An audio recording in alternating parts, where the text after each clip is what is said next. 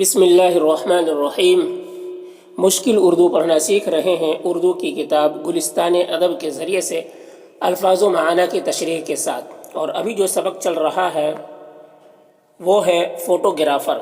Photographer یہ ایک افسانہ ہے جس کے لکھنے والی ہے قرۃ العین حیدر۔ تو یہ سبق کچھ ہو گیا ہے اور آج یہاں سے پڑھنا سیکھیں گے۔ تو چلیے آج کا سبق شروع کرتے ہیں۔ دیکھیے، کچھ دیر بعد وہ دونوں کھانا کھانے کے کمرے میں گئے۔ کچھ دیر بعد وہ دونوں کھانا کھانے کے کمرے میں گئے اور دریچے سے لگی ہوئی میز پر بیٹھ گئے۔ اور دریچے یعنی کھڑکی، اور دریچے سے لگی ہوئی میز یعنی ٹیبل، میز پر بیٹھ گئے۔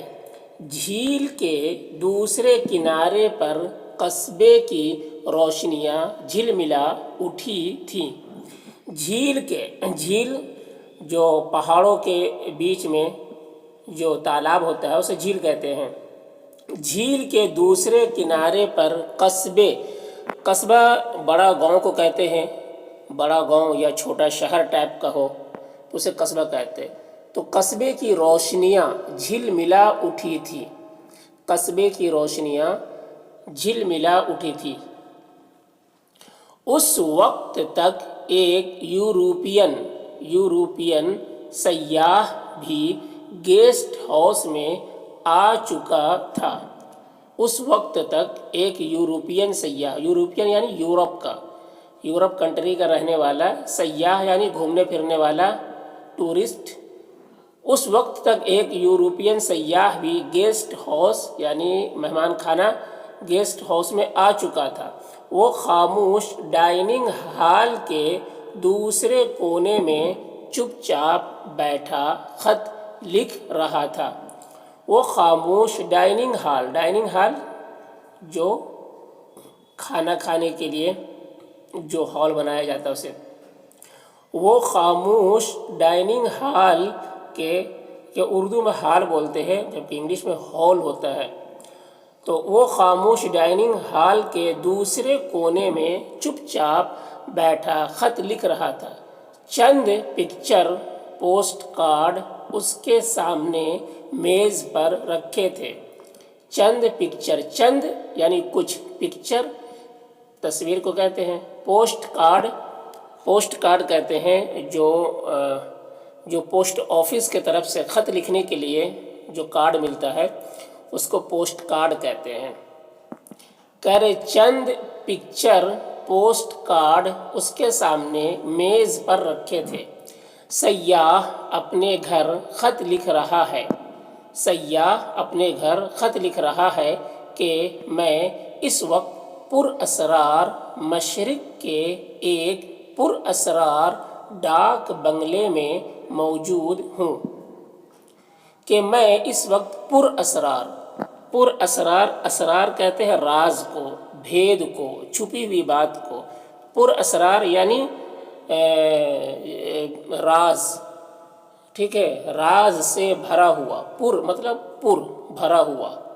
تو پراسرار بولتے ہیں یعنی بہت ہی یہاں پر یہ جگہ ہے، بہت ہی یہاں پر یہ راز والی جگہ ہے، یہ بھید والی جگہ ہے۔ بہت ساری یہاں پر باتیں پوشیدہ ہے، یعنی بہت ساری باتیں اس جگہ پہ، بہت ساری باتیں یہاں پر ملتی ہے، بہت ساری راز کی باتیں یہاں پر چھپی، بہت ساری راز کی باتیں ہیں یہاں پر۔ تو کہتے ہیں میں اس وقت پراسرار مشرق سمت ہے یہ جدھر سے سورج نکلتا ہے، اس سمت کو مشرق کہتے ہیں۔ تو میں اس وقت پراسرار مشرق کے ایک پراسرار ڈاک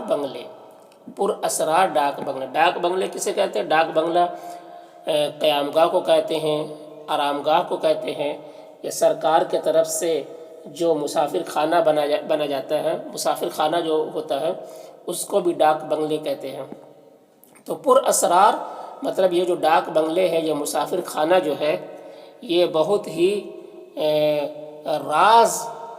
اس سے بہت راز جڑا ہوا ہے۔ تو پر اسرار ڈاک بنگلے میں موجود ہوں۔ سرخ ساڑی میں ملبوس ایک پر اسرار ہندوستانی لڑکی میرے سامنے بیٹھی ہے۔ سرخ ساڑی، سرخ یعنی سرخ کہتے ہیں لال کو، تو سرخ ساڑی میں ملبوس، ملبوس مطلب پہنے ہوئے، ملبوس کا مطلب ہوتا ہے پہنا ہوا کپڑا، تو ٹھیک ہے، سرخ ساڑی میں ملبوس یعنی لال ساڑی پہنی ہوئی، ملبوس ایک پر اسرار ہندوستانی لڑکی، ایک پر اسرار ہندوستانی لڑکی میرے سامنے بیٹھی ہے۔ بڑا ہی رومانٹک ماحول ہے، بڑا ہی رومانٹک ماحول ہے، رومانٹک ماحول یہ انگلش ورڈ ہے، یعنی بہت ہی خوشگوار، بہت ہی رومانس بھرا اور بہت ہی جو ہے اچھا ماحول ہے، بڑا ہی رومانٹک ماحول ہے۔ لڑکی نے چپکے سے کہا، لڑکی نے چپکے سے کہا، اس کا ساتھی ہنس پڑا، اس کا ساتھی ہنس پڑا۔ کھانے کے بعد وہ دونوں پھر سٹنگ روم میں آ گئے، کھانے کے بعد وہ دونوں پھر سٹنگ روم، سٹنگ روم جس روم جو بیٹھنے کے لیے جو روم ہوتا ہے اسے سٹنگ روم کہتے ہیں، تو کھانے کے بعد وہ دونوں پھر سٹنگ روم میں آ گئے۔ نوجوان اب اسے کچھ پڑھ کر سنا رہا تھا، نوجوان اب اسے کچھ پڑھ کر سنا رہا تھا۔ رات گہری ہوتی گئی، رات گہری ہوتی گئی۔ دفعتاً لڑکی کو زور کی چھینک آئی، دفعتاً یعنی اچانک لڑکی کو زور کی چھینک آئی اور اس نے سو سو سو سو کرتے ہوئے کہا، اور اس نے سو سو کرتے ہوئے کہا۔ سو سو مطلب یعنی جب سردی ہوتی ہے تو ناک مطلب سانس لیتے ہیں تو جو آواز ہوتی ہے اس کو سو سو کہتے ہیں، ٹھیک ہے، اور اس نے سو سو کرتے ہوئے کہا، اب سونا چاہیے، اب سونا چاہیے، تم اپنی زکام کی دوا پینا نہ بھولنا، تم اپنی زکام، زکام سردی کو کہتے ہیں، ٹھیک ہے، تم اپنی زکام کی دوا پینا نہ بھولنا۔ نوجوان نے فکر سے کہا، نوجوان نے فکر سے کہا یعنی بہت ہی فکر مندی کے ساتھ کہا۔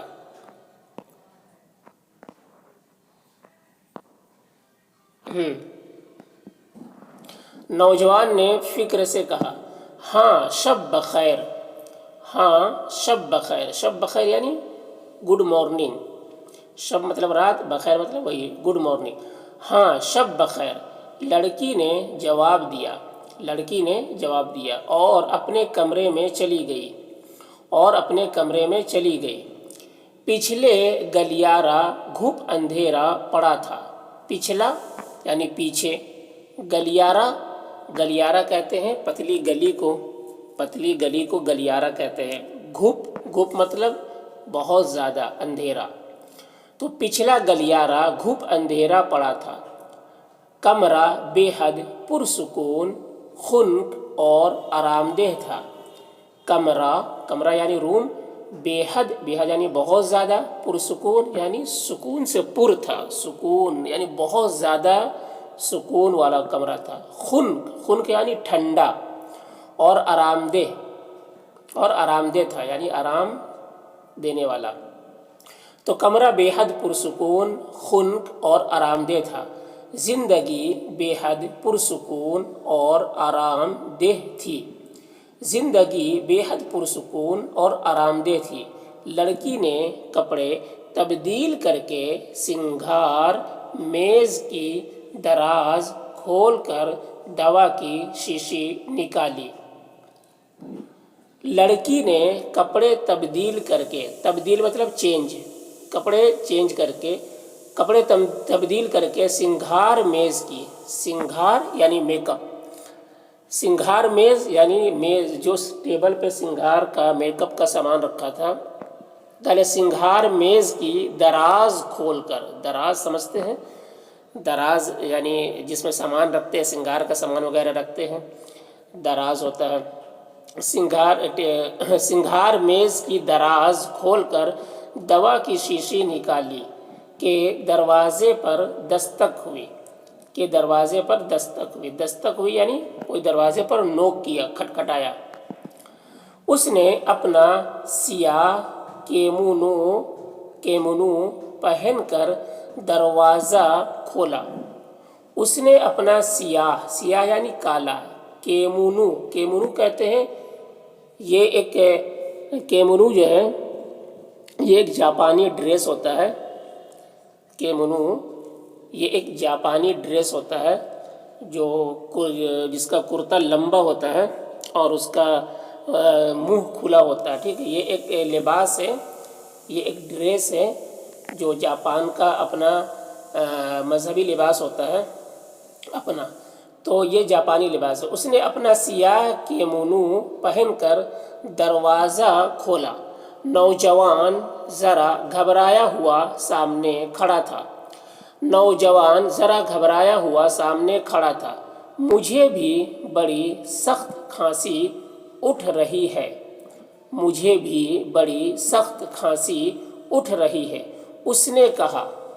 اس نے کہا۔ اچھا، لڑکی نے دوا کی شیشی اور چمچہ اسے دیا۔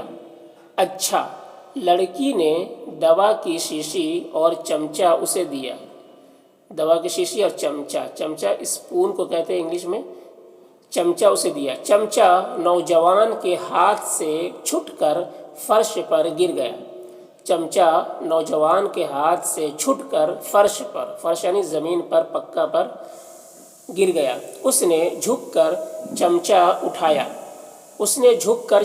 اٹھایا اور اپنے کمرے کی طرف چلا گیا۔ لڑکی روشنی بجھا کر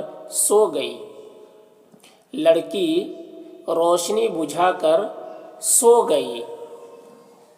صبح کو وہ ناشتے کے لیے ڈائننگ روم میں گئی۔ جو کھانے کے لیے جو روم بنایا جاتا ہے، صبح کو وہ ناشتے کے لیے ڈائننگ روم میں گئی۔ زینے کے برابر والے ہال میں پھول مہک رہے تھے۔ زینے کے برابر والے ہال میں پھول مہک رہے تھے۔ تانبے کے بڑے بڑے گلدان براسوں سے چمکائے جانے کے بعد ہال کے جھلملاتے چوبی فرش پر ایک قطار میں رکھ دیے گئے تھے۔ تانبے کے بڑے بڑے، تانبا یہ ایک دھات ہے کہ تانبے کے بڑے بڑے گلدان کہتے ہیں، جو پھول رکھنے کے لیے جو پوٹ بنایا جاتا ہے اسے گلدان کہتے ہیں۔ گلدان براسوں سے چمکائے جانے کے بعد، براسوں یعنی برس یا پھر براسوں کافور کو بھی کہتے ہیں، کافور سے، ٹھیک ہے، کافور سے براسوں سے چمکائے جانے کے بعد ہال کے جھلملاتے چوبی فرش، چوبی یعنی لکڑی کا فرش، جھلملاتے چوبی فرش یعنی لکڑی کا جو فرش بنا ہوا تھا اس پر ایک قطار یعنی لائن سے ایک قطار میں رکھ دیے گئے تھے، اور تازہ پھولوں کے انبار ان کے نزدیک رکھے ہوئے تھے۔ اور تازہ پھولوں کے انبار اسے پڑھیں گے، انبار یعنی ڈھیر، ان کے نزدیک یعنی قریب رکھے ہوئے تھے۔ باہر سورج نے جھیل کو روشن کر دیا تھا، اور زرد و سفید تتلیاں سبزے پر اڑتی پھر رہی تھیں۔ اور زرد و سفید، زرد یعنی پیلا، سفید مطلب وائٹ، اور زرد و سفید تتلیاں سبزے یعنی جو ہریالی تھی، گھاس پھوس، سبزے پر اڑتی پھر رہی تھی۔ کچھ دیر بعد نوجوان ہنستا ہوا زینے پر نمودار ہوا۔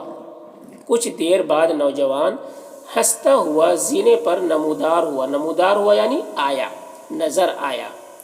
اس کے ہاتھ میں گلاب کے پھولوں کا ایک گچھا تھا۔ اس کے ہاتھ میں گلاب کے پھولوں کا ایک گچھا تھا۔